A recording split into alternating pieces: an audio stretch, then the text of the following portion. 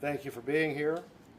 Between 2020 and 2025, more than 25 victims were scammed through a Ponzi scheme involving investing in opportunity zones.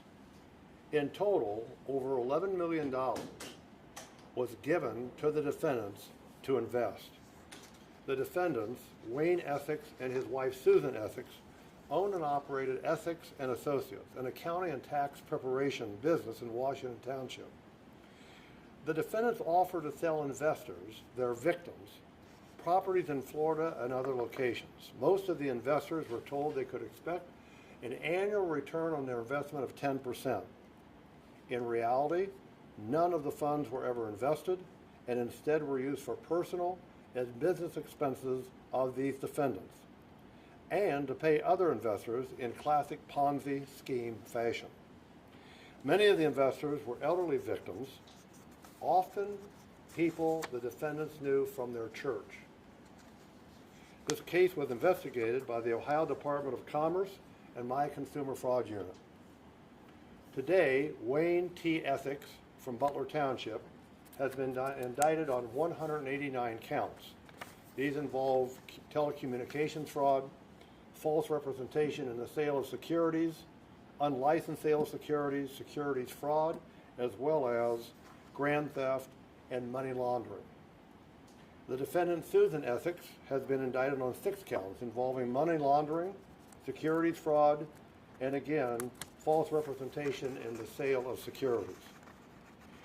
The brazen, cold, and calculated action of these defendants in taking money from people that they knew is obviously very disgusting and just unimaginable. But unfortunately, we see what greed can do to people.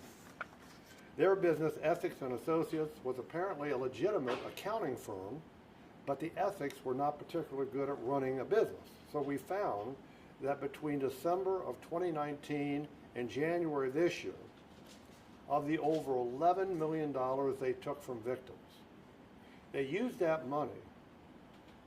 $1,600,000 went to payroll of their accounting business. $1.5 million went to pay their personal tax or to pay the IRS for penalties for incorrectly calculating the clients they were representing in their business. $1,700,000 paid for real estate, including a new home for the defendants. They made gifts of $310,000 in payments to other family members. They spent over $150,000 on travel and entertainment. Over $200,000 was paid to buy a new Mercedes. They spent another $100,000 on jewelry and pet expenses, and spent $90,000 on chef services and another $70,000 to dine out. All of this money that they are spending in less than 5 years. What's also very disturbing is that in 2012, the Ohio Department of Commerce successfully obtained a court-ordered injunction that barred the defendant and any of his associates from ever selling or offering to sell or issuing securities. The same thing that he's doing in this case.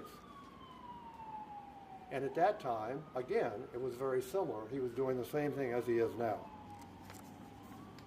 Now, as we said earlier, we've identified over 25 victims. But I would ask you to let the public know that if they've invested with Wayne or Susan Essex in the past 5 years, or if anyone believes they may have been victims of this Ponzi scheme, of this fraud, I would ask you to contact the Ohio Department of Commerce, the Division of Securities, and we will give you all the information on that so that you can hopefully broadcast it. Okay? Assistant Prosecuting Attorney Mike Walczak will be the prosecutor heading up the prosecution of these defendants in this case. Any questions? They've been arrested, Matt, or they've been getting court summons? Where are they? You want to talk about that? Yes, Wayne and Susan Essex were taken into custody today. They are scheduled for their first court appearance on Tuesday. That'll be their arraignments. They arrested at home? Or yes. Okay. Like this morning, are we talking? This morning. Like early? Around 10 a.m. Okay. Earlier than you get up, but I mean, it was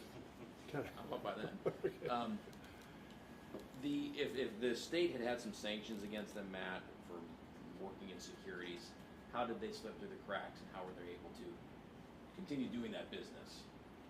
Well, I think, and again, I don't want to get into all the facts of the case, except the Ohio Department of Commerce successfully went after them and got that injunction. I think many times that individuals sell certain things or are dealing with their investors and who are they're defrauding, but many times under the radar. And so they were able to do this. But once the Department of Securities, Department of Commerce, Securities Division found out, they aggressively got involved and started reviewing it and building a case. So my hat's off to them to paying attention and doing the right thing. Is that State Department then realizing what was going on? Is that what started this investigation? That's correct. They were under the radar, but once they got wind of it. Exactly. So when you say injunction or whatever the terminology you use, they were basically ignoring a court order? They were ordered, an injunction was ordered by the judge where they were prohibited from dealing and doing what they're doing. Yeah. So they ignored a court order when they were told not to do exactly what they were doing? Exactly. Okay. When it comes to, just to clarify, you said earlier that they were identifying these victims through church friends, like going to the same church. Were there any other ways that they're identifying the victims? Because you said mostly it was elderly people. Was there any other way that they were identifying these victims? I don't know if you want to get into that, Mike. So there was lots of different ways. The church was one of them. He ran a business. A lot of people were brought into the investment scheme through the business. But anytime he had an opportunity to scheme these people, he would take it. And for the people who are watching this, like you mentioned, hopefully this will also bring up if anyone else is a victim. Is there anything specific they need to know, like, if they interacted between 2020 to 2025, or is it just any date in general? Does it have to be I would say if they have an interaction where they've given Essex any money, okay, for investment purposes, they should contact the department right away. Absolutely. We've unfortunately covered a lot of these Ponzi schemes, Matt. Local, some federal here in the Miami Valley. We've seen what it does to people where, in a lot of cases, their life savings, they think they're investing, and all of a sudden they find out it's just all gone. What does that do to these victims when they fall victim to what you all say is a Ponzi scheme here?